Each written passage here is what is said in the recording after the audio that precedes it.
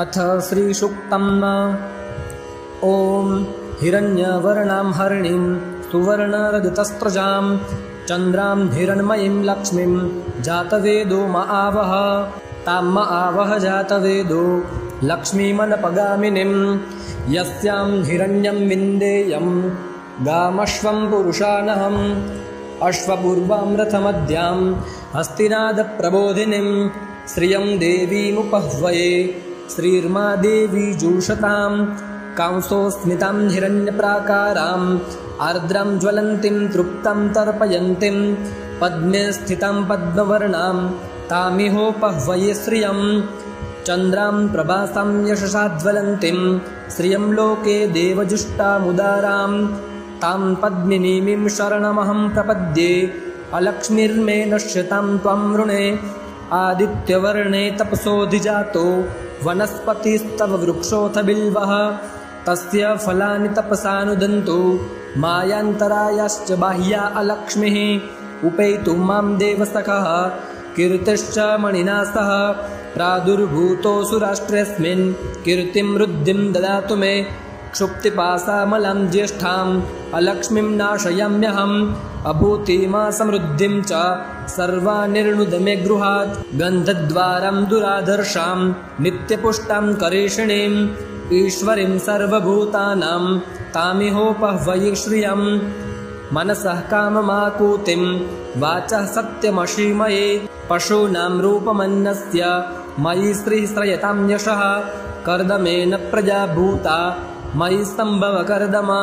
श्रियं वासय मे कुले मातरं पद्ममालिनीम्। आपः सृजन्तु स्निग्धानि चिक्लेतावस मे गृहे नीचदेवीं मातरं श्रियं वासय मे कुले। आर्द्रां पुष्करणीं पुष्टिं पिङ्गलां पद्ममालिनीं चन्द्रां हिरण्मयीं लक्ष्मीं जातवेदो म आवह। आर्द्रां यः करणीं यष्टिं सुवर्णां हेममालिनीं सूर्यां हिरण्मयीं लक्ष्मीं जातवेदो म आवह। तां म आवह जातवेदो लक्ष्मीमनपगामिनीं यस्यां हिरण्यं प्रभुतं गावो दास्योश्वान् विन्देयं पुरुषानहम्। यः शुचिः प्रयतो भूत्वा जुहूयादाज्यमन्वहम्। सूक्तं पञ्चदशर्चं च श्रीकामः सततं जपेत्। श्रीकामः सततं जपेत्। श्रीकामः सततं जपेत्। श्रीगणेशाय नमः। नारद उवाच प्रणम्य शिरसा देवं गौरीपुत्रं विनायकं भक्तावासं स्मरेन्नित्यम् आयुः कामार्थसिद्धये। प्रथमं वक्रतुण्डं च एकदन्तं द्वितीयकं तृतीयं कृष्णपिङ्गाक्षं गजवक्त्रं चतुर्थकं लम्बोदरं पञ्चमं च षष्ठं विकटमेव च सप्तमं विघ्नराजं च धूम्रवर्णं तथाष्टमं नवमं बालचन्द्रं च दशमं तु विनायकम् एकादशं गणपतिं द्वादशं तु गजाननं। द्वादशैतानि नामानि त्रिसन्ध्यं यः पठेन्नरः न च विघ्नभयं तस्य सर्वसिद्धिकरं परम्। विद्यार्थी लभते विद्यां धनार्थी लभते धनम् पुत्रार्थी लभते पुत्रान् मोक्षार्थी लभते गतिम्। जपेत् गणपतिस्तोत्रं षड्भिर्मासैर्फलं लभेत् संवत्सरेण सिद्धिं च लभते नात्र संशयः। अष्टेभ्यः ब्राह्मणेभ्यश्च लिखित्वा यः समर्पयेत् तस्य विद्या भवेत् सर्वा गणेशस्य प्रसादतः। ॐ गुरुर्बृहस्पतिर्जीवः सुराचार्यो विदम्बरः वागीशोऽधीशनो दीर्घस्मश्रुः पीताम्बरो युवा सुधाद्रष्टिर्ग्रहाधीशो ग्रहपीडापहारकः दयाकरः सौम्यमूर्तिः सुरार्च्यः कुङ्कुमद्युतिः लोकपूज्यो लोकगुरुर्नीतिज्ञो नीतिकारकः तारापतिश्चाङ्गिरसो वेदवैद्यपितामहः। भक्त्या बृहस्पतिं स्मृत्वा नामान्येतानि यः पठेत् अरोगी बलवान् श्रीमान् पुत्रवान् स भवेन्नरः। जीवेद्वर्षशतं मर्त्यो पापं नश्यति नश्यति यः पूजयेद्गुरुदीने पीतगन्धाक्षताम्बरैः पुष्पदीपोपहारैश्च पूजनीयं बृहस्पतिं। ब्राह्मणान् भोजयेत्तस्य पीडा शान्तिर्भवेद्गुरोः।